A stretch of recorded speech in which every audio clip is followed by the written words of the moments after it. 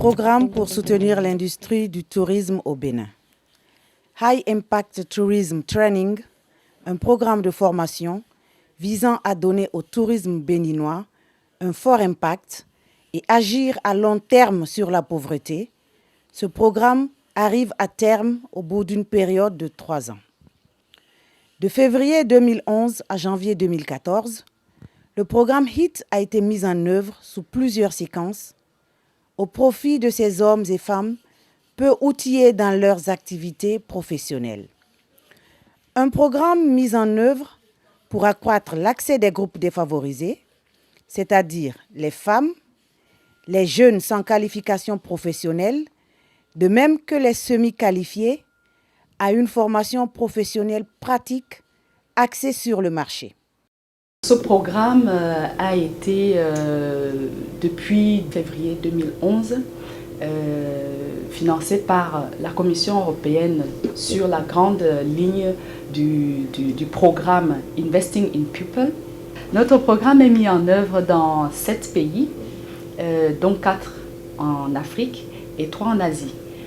En Afrique, nous avons le Mozambique, le Mali, le Ghana et bien entendu le Bénin. Et en Asie, le programme est mis en œuvre au Népal, au Vietnam et au Cambodge.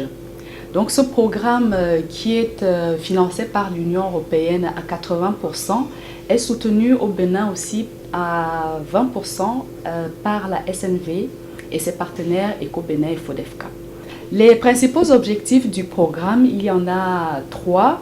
Le tout premier, c'est d'améliorer l'accès des travailleurs informels, surtout les femmes, les jeunes qui sont peu ou semi-qualifiés, aux formations professionnelles pratiques qui sont bien sûr en lien avec la demande du marché.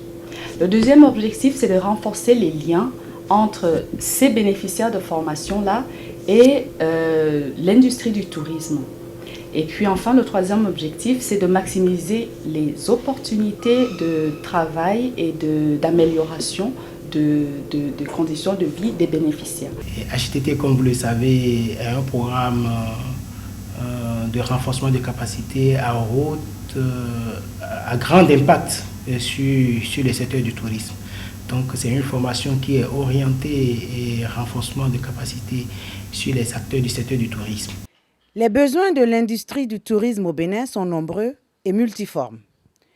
Mais le programme HIT ne peut en une fois tout embrasser.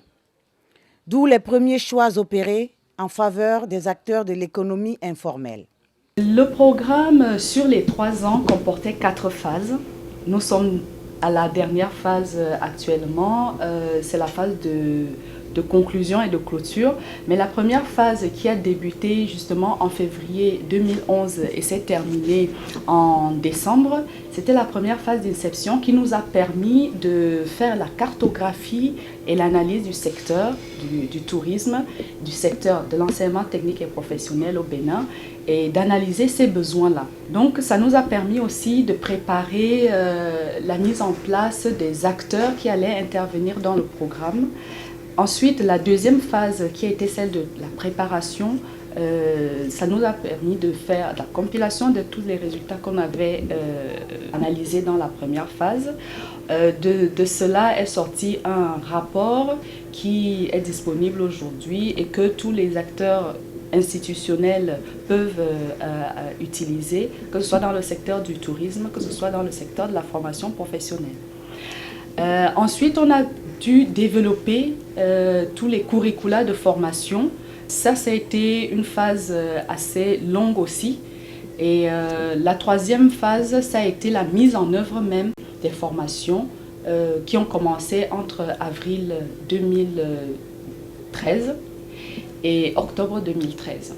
Pour mener à bien le programme HIT, une démarche associant plusieurs partenaires, plusieurs compétences du secteur touristique béninois est adoptée. Pourquoi le FODEFCA dans cette équipe?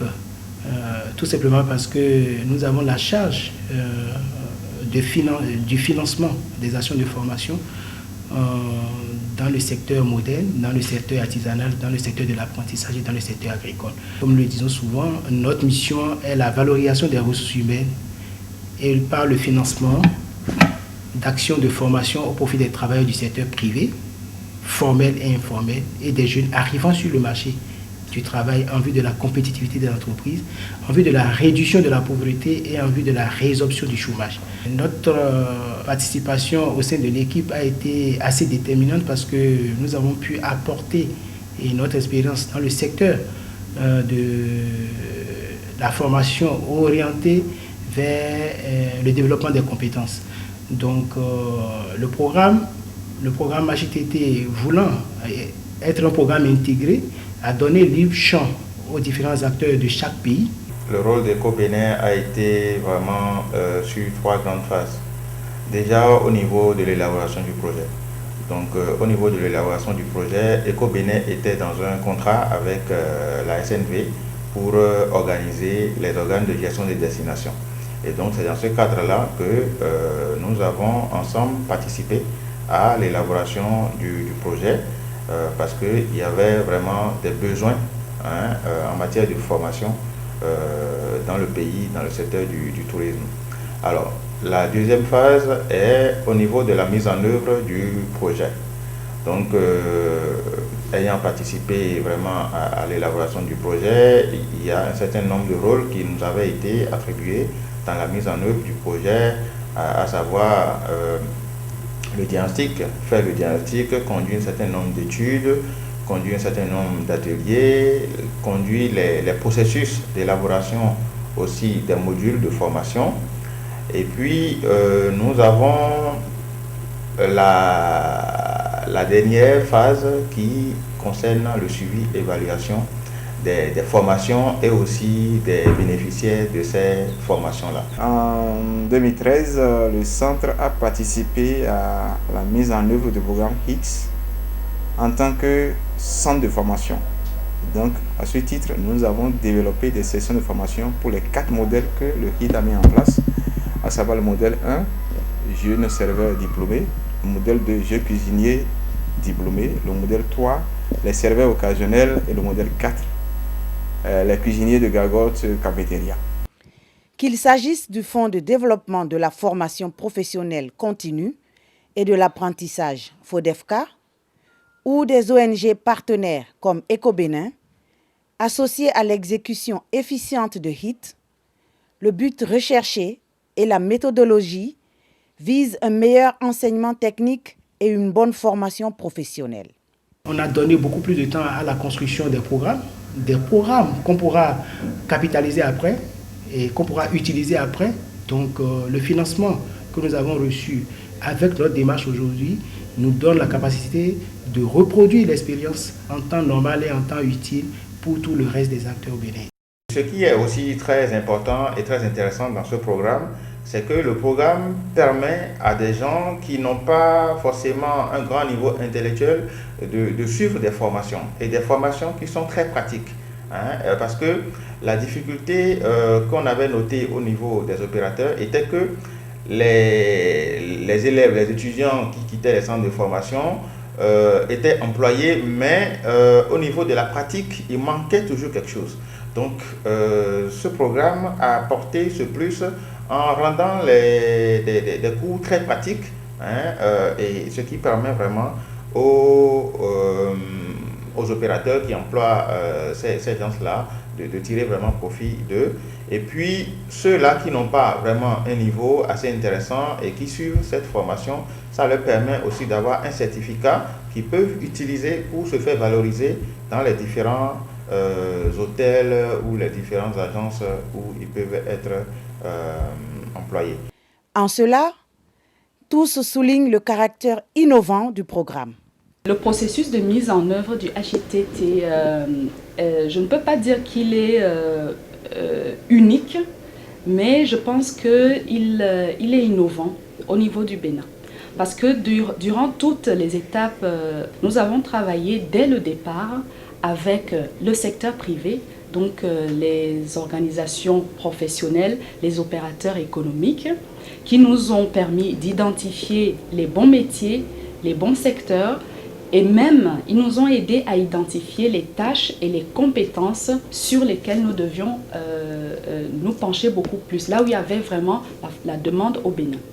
Nous avons travaillé avec le secteur public, avec d'une part les institutions de formation technique et professionnelle.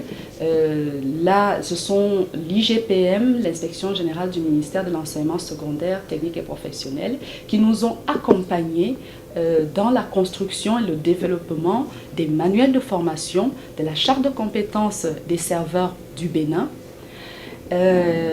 Nous avons aussi été accompagnés par le ministère du Tourisme à travers la DPET qui nous a aussi aidés à mieux nous orienter vers les besoins en formation dans le secteur. Donc avec cela, nous avons aussi mis autour de la table les centres de formation eux-mêmes, parce que c'est eux qui finalement vont mettre en œuvre les formations au Bénin. Et il était important que tous ces acteurs-là s'écoutent. Donc cette collaboration a été pour nous, je pense, très très fructueuse. Durant ces formations, nous avons développé des compétences plus que professionnelles que techniques. C'est-à-dire que les apprenants étaient dans une dynamique de formation où ils étaient réellement dans la profession. Donc le programme KIT, surtout les documents qui sont développés ont été vraiment des documents novateurs pour permettre aux apprenants d'avoir beaucoup plus d'aptitudes professionnelles sur le terrain. Donc notre rôle était de développer ces modèles-là et ces compétences avec beaucoup plus de pratique. Ce n'était plus des apprenants qui étaient assis pour recevoir seulement de leurs formateurs, mais ils étaient tous impliqués dans cette formation.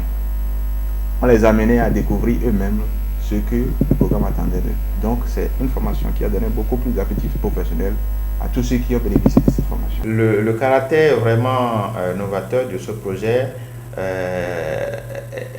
est lié au fait que les modules de formation n'existaient pas. Donc chacun dans son domaine, les centres de formation ou les différents formateurs, chacun utilisait des modules qu'il trouvait n'importe où pour pouvoir faire ces formations. Donc ici, il a été question d'élaborer les modules de formation avec les acteurs du domaine. Donc avec les opérateurs du domaine, les associations professionnelles du pays. Donc il a été élaboré les modules de formation et ça a été validé aussi ensemble avec eux, avec le ministère chargé de l'enseignement professionnel.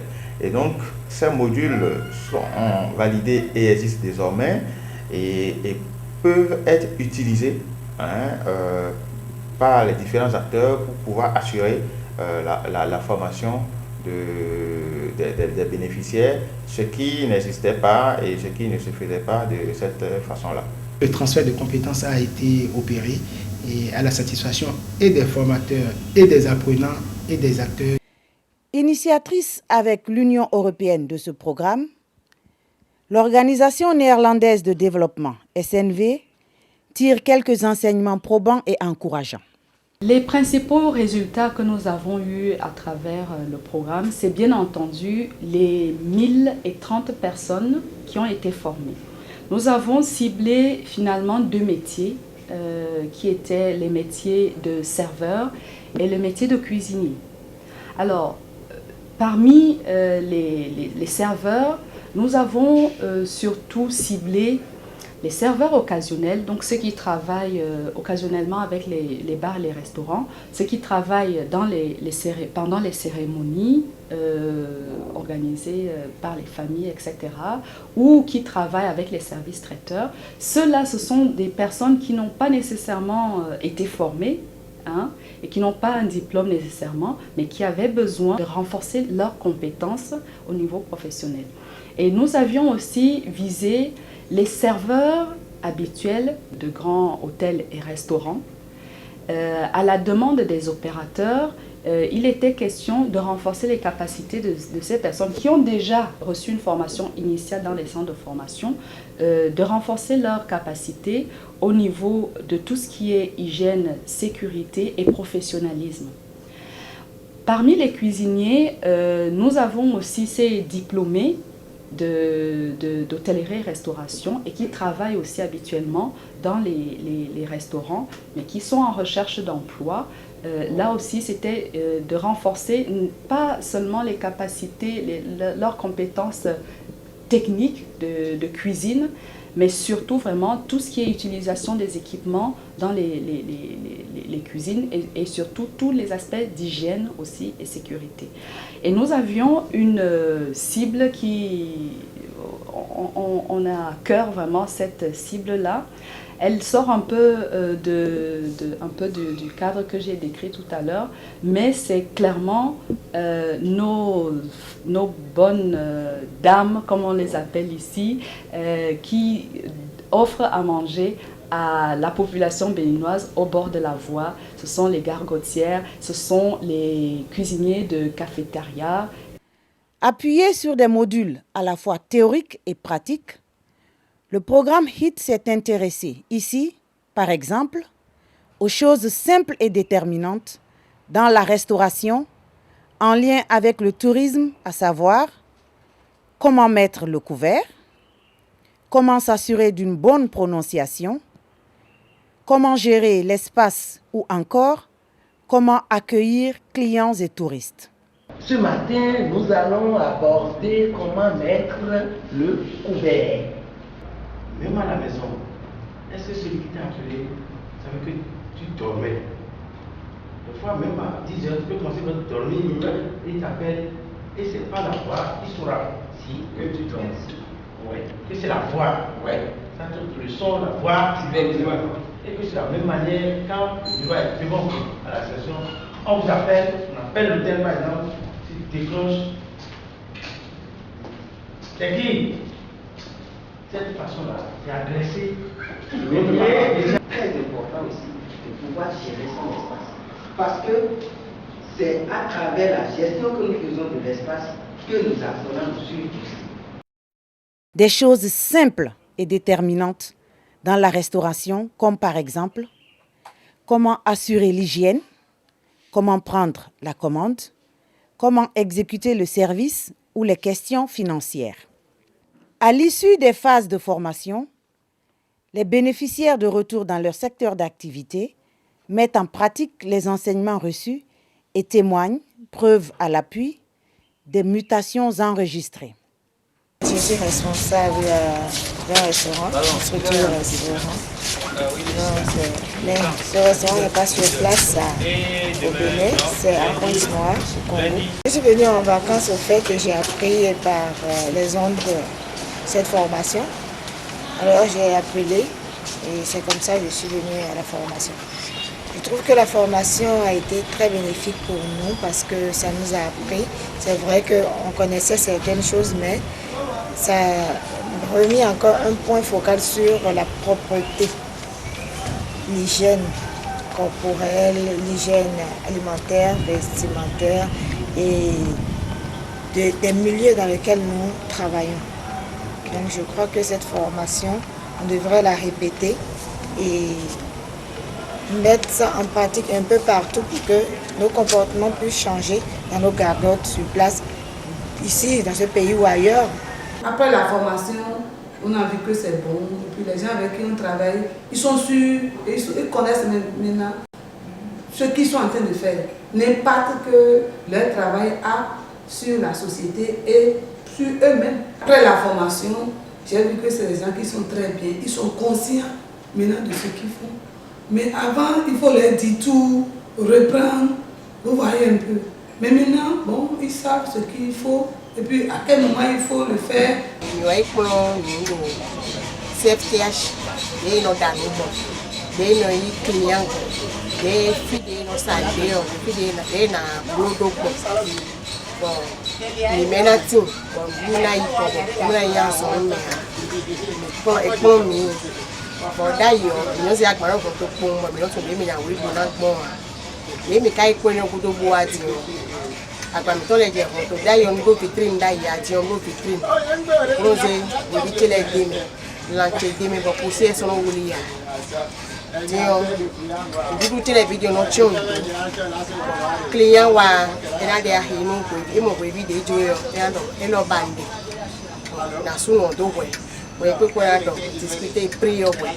Tu bon na de ton pour en sani pour en servir ton. Bon, là il est sur un fortune de l'idée.